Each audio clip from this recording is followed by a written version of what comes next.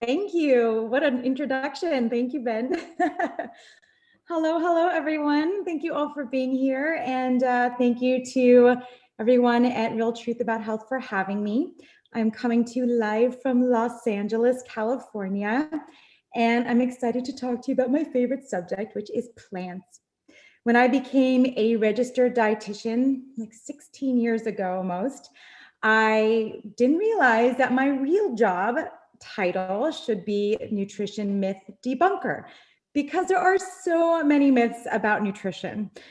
It's like I always say that everybody eats, so therefore everybody is an expert on what everybody should eat, especially and particularly when it comes to plants and plant-based diets. There seem to be extraordinary amounts of myths when you talk about plant-based diets. So I wanted to talk about some of those and debunk some of those today, and to hopefully give you some reassurance, to untangle some of the confusing messages, and to inspire you to continue your own journey with confident curiosity. So I'm going to start my screen share and get my keynote ready to go. Okay. How do you see nutrition? Do you see it as fuel? Do you see it as a detailed set of complicated biochemical processes? Or do you see it as a beautiful plate of food? It's possible to look at food from all of these perspectives, of course, and then we're constantly evolving our understanding and appreciation for the many metabolic, medicinal, and other magnificent elements that food broadly embodies. Perhaps the most controversial, confusing, and provocative of all sciences is nutrition. For comparison, think about chemistry. Chemistry offers these formulas and equations, not too much chaos, right? Or even in anatomy and physiology, scientists have named parts and processes without exorbitant ongoing debate or critique, especially by the public. On the contrary, everybody eats, and therefore everybody is an expert on what you're supposed to eat. But food is so inextricably intertwined with our sense of self, our culture, our history, our families, our relationships, our emotions, our holidays and celebrations. It is everywhere.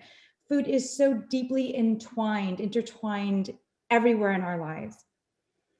Further, there you've got the media out there that makes mania and mayhem when it comes to food trends and weight loss and anything that's related to diet. I mean, basically all you have to do is ask Dr. Google about something like, well, are carbohydrates good or bad, thinning or flattening? And you'll get literally as many opinions as there are websites out there. Somehow the science of nutrition and health has taken a back seat to a confluence of opinions and a whole lot of debate. I think many of us here already know that there are myriad advantages of a whole food plant-based diet, of which I will go over later and I'll summarize them.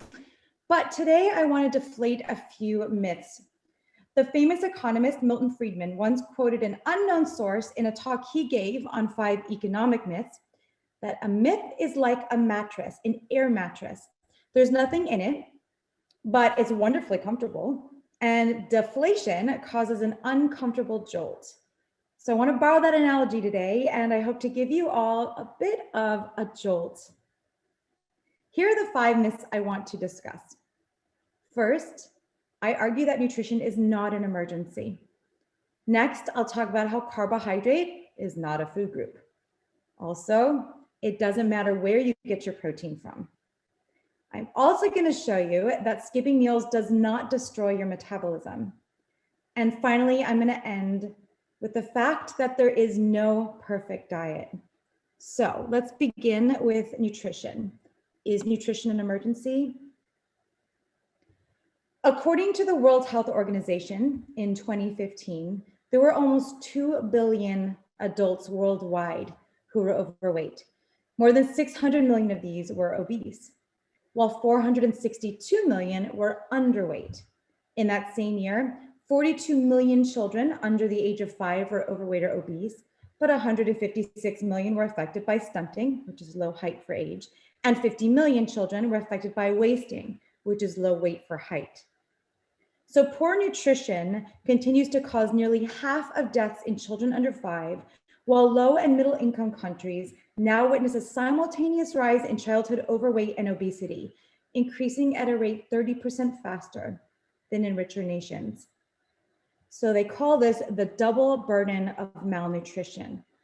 But it offers a unique and important opportunity for an integrated action on malnutrition in all of its forms. But still, even within this context, the deficiency model persists. What I was taught in graduate school, what physicians are taught, is this pursuit of enough. We're taught that everything is under this whole premise that there's a nutrition, that we have to worry about getting enough, and that's where everything starts from. We employ the terms standard American diet or standard Western diet to describe wealthy pockets of society who have access to rich, calorically dense, and expensive foods. Affluence was once attached to wealth and the food that wealth provided. It came packaged with these respective diseases of affluence, non-communicable diseases such as cardiovascular disease, certain cancers, type 2 diabetes, autoimmune disease. However, what's changed is that this diet of affluence is no longer limited to the wealthy, and the availability of calorie-dense, nutrient-poor food has expanded beyond the prosperous pockets and catapulted most of the entire world into the current obesity epidemic. In the United States alone right now, we have over 70% of the population, that's almost 3 out of 4 people, who are overweight or obese. This is creating a simultaneous, paradoxical situation of under and over nutrition. But the good news is, I'll argue today that both can be solved with a unified approach.